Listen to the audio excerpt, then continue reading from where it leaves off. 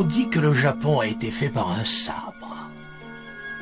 On dit que les anciens dieux ont plongé une lame de corail dans l'océan et que lorsqu'ils l'ont retirée, 4 gouttes parfaites sont retombées dans la mer et que ces gouttes sont devenues les îles du Japon. Moi je dis que le Japon a été fait par une poignée d'hommes courageux, des guerriers prêts à donner leur vie pour ce qui semble être devenu un mot oublié, l'honneur.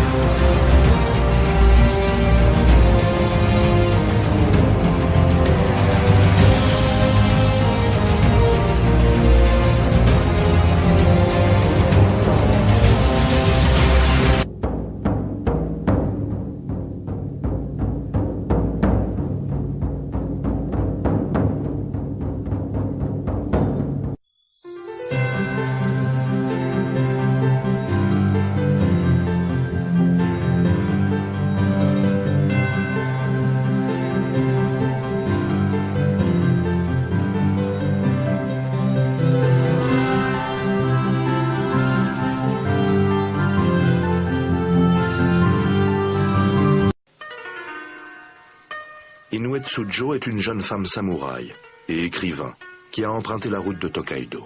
Les auberges qui bordent la route offrent un repos bienvenu pour les voyageurs comme Tsujo. Elle est en route vers Edo, où elle doit servir dans la résidence d'un samouraï de haut rang. Bien que la nature du voyage d'Inoue Tsujo soit officielle, et en dépit de la présence de son frère, le périple de la jeune femme demeure parsemé d'embûches.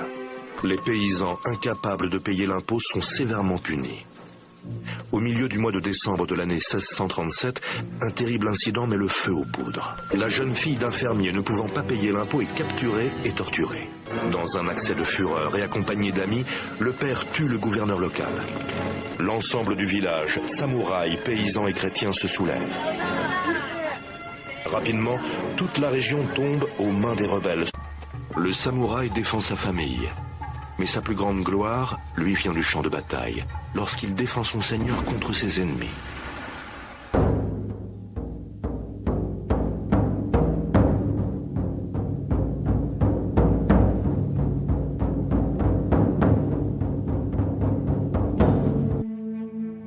Nous sommes à la fin du XVIe siècle. Depuis 100 ans, le Japon est ravagé par la guerre civile. Les soldats sont devenus rares. Les seigneurs de la guerre ont besoin de nouvelles recrues pour conquérir le pouvoir. Pour les hommes talentueux, c'est l'occasion de s'élever dans l'échelle sociale. Les samouraïs, guerriers d'élite du Japon, maîtres dans l'art de manier le sabre, l'incarnation de l'honneur et de la loyauté. Ces formidables combattants étaient-ils uniquement de preux héros? Aujourd'hui, on enseigne toujours l'art des samouraïs. Le grand maître Tanaka est un spécialiste des techniques de combat transmises de génération en génération. De nos jours, le judo, le karaté et le kendo sont des disciplines populaires. Ils font partie des sports de combat. L'art des samouraïs, lui, avait une finalité tout autre. Les anciens arts martiaux enseignaient l'art et la manière de tuer son ennemi. Le but de cet apprentissage était de vous rendre capable de vaincre n'importe quel adversaire, au pire en l'emportant avec vous dans la mort. Dans le Japon médiéval, la moindre erreur, un geste mal ajusté ou exécuté à contretemps, signifiait la mort. Tout est question d'entraînement et d'instinct. L'issue du combat se joue en un éclair, comme sur le champ de bataille.